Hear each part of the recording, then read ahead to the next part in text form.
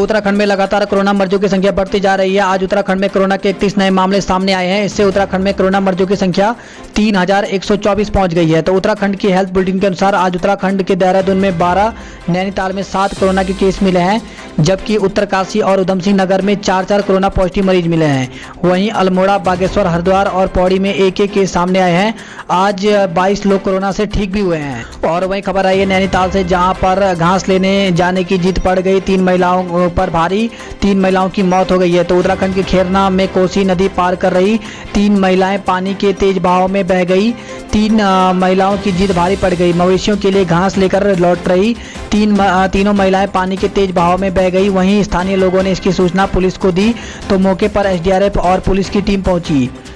तो खबर आई है, जानकारी मिली कि सुबह बारिश के दौरान घर से निकलते समय कई लोगों ने उन्हें मना भी किया, मगर वे तीनों कोसी नदी पार कर घास लेने चली गई। तीनों ने तेज बहाव के बावजूद तीनों सिर पर घास का गट्ठा रखे नदी पार करने की कोशिश की, जो कि उन्हें मौत के मुंह में खींच ले गया। जैसे ही वो नदी के बीचों बीच पहुंचे तो पानी उनकी गर्दन तक आ गया। तेज बहाव ने तीनों को अपनी चपेट में ले लिया। वहीं स्थानीय लोगों ने ये नज़ारा देख पुलिस को इसकी सूचना दी। सूचना पाकर मौके पर प्रशासन, एसडीआरएफ और पुलिस की टीम पहुंची। और इसी के साथ खबर आई है, भ्रष्टाचार पर सीएम का सख्त संदेश, गलत काम करने वालों को नहीं बख्शा जाएगा। तो मुख्यमंत्री ने साफ किया कि यदि कोई भी व्यक्ति या संस्था कोविड-19 के काम में भ्रष्टाचार या अनियमितता करता है तो उसके खिलाफ सख्त कार्रवाई की जाएगी।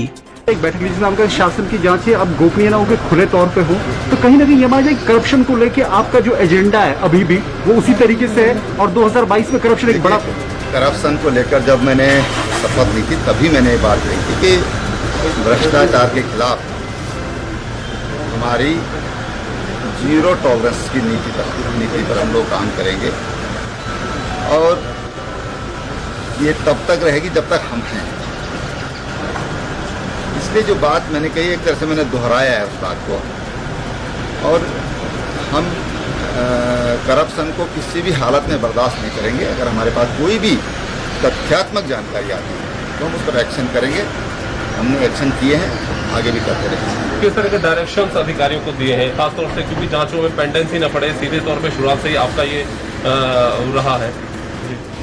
देखिए, जांच का फायदा तभी होता है जब वो समयबद्ध होती है। अगर समयबद्ध कोई जांच नहीं होती है तो उसके परिणाम भी प्रतिकूल हो जाते हैं कई बार, क्योंकि जो अपराधी होता है वो तमाम तौर तरीके अपने बचने के निकाल लेता है। और इसलिए जांच समयबद्ध होना चाहिए, तभी उस पर सक्षम कार्रवाई हो सकती है। सर, सोशल मीडिया की एक्टिविटीज को लेकर आपने कहा है कि इसको लेकर कुछ सख्त नियम किए जाए, क्योंकि इससे कई बार ऐसा होता है कि राज्य की बदनामी की बातें भी कई बार भ्रामक प्रचार होता जाता है, जिससे स्थितियां खराब होती हैं। देखिए, सोशल मीडिया के नाम पे कई बार असामाजिक हो जाता है मीडिया, और उसमें तमाम तरह के ऐसे लोग आ गए हैं कि वास्तव में जो कई बार लगता है कि मीडिया के नाम पर वो कलंक है, पाप कर रहे हैं, अपराध कर रहे हैं। और इसलिए सोशल मीडिया पर निगाह रखने को कहा गया है। कहीं किसी का कोई खास एजेंडा तो नहीं है। अगर कोई बात तो पब्लिश कर रहे हैं तो किसी एजेंडे के तहत तो नहीं कर रहे हैं। इसलिए उस पर हमेशा जो हमारे खुफिया विभाग हैं उनकी निगाह लगी रहनी चाहिए। जो अच्छे लोग हैं उनको शाबाशी मिलना चाहिए, जो गलत करते हैं तो उनके लिए जो विधान है उसके हिसाब से उन पर कार्रवाई होना चाहिए। सर, एक अच्छी खबर रोजगार को लेकर है कि कल ऊर्जा विभाग में भी 764 पोस्टों के लिए सीधी भर्ती के लिए सहमति दे दी है। और भी विभागों में किस तरह की उम्मीद अब युवा करें? देखिए, भर्तियों का जो कार्यक्रम है वो लगातार चल रहा है। हमने रोजगार वर्ष घोषित किया, बीच में आरक्षण को लेकर जो विषय उठे उसकी वजह से तमाम जो कार्रवाइयाँ थी वो रुक गई, थम गई। कोविड की वजह से भी समस्याएं हैं। एग्जामिनेशन कंट्रोल करने में, उसको एग्ज़ाम करने में दिक्कतें हैं। लेकिन हमने कहा कि जो परीक्षा हम एक दिन में करते हैं उनको 3-4 दिन में करें, जो सोशल डिस्टेंस के हिसाब से करें। अगर माहौल ठीक होता है तो फिर उसमें बदल भी कर सकते हैं। लेकिन जो रोजगार वर्ष अगर मुख्यमंत्री ने घोषित किया है उस पर कार्रवाई होना ही चाहिए। इसी तरह से जो मुख्यमंत्री स्वरोजगार योजना हमने प्रदेश में लाए हैं उसके भी परिणाम आने लग गए हैं। जिलों में उनका चयन हो रहा है और कुछ जिलों में हो गया है। मुझे लगता है कि इस हफ्ते में सभी जनपदों में पहली फेज का चयन हो जाएगा।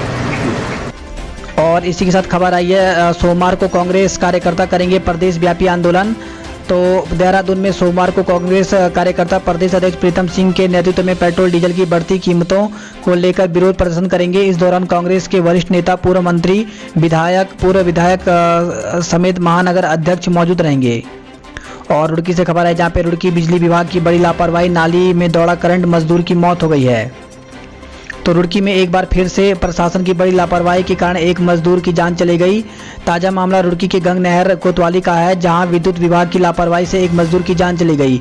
तो मिली जानकारी के अनुसार मामला रुड़की के कृष्णा नगर का है, जहां गली नंबर 14 में नाली की सफाई करते समय एक मजदूर की करंट लगने से मौत हो गई। जानकारी मिली है कि हाई टेंशन के पोल के करंट आने से नाली में जानलेवा करंट दौड़ रहा था, जिसकी चपेट में नाली साफ कर रहा मजदूर आ गया।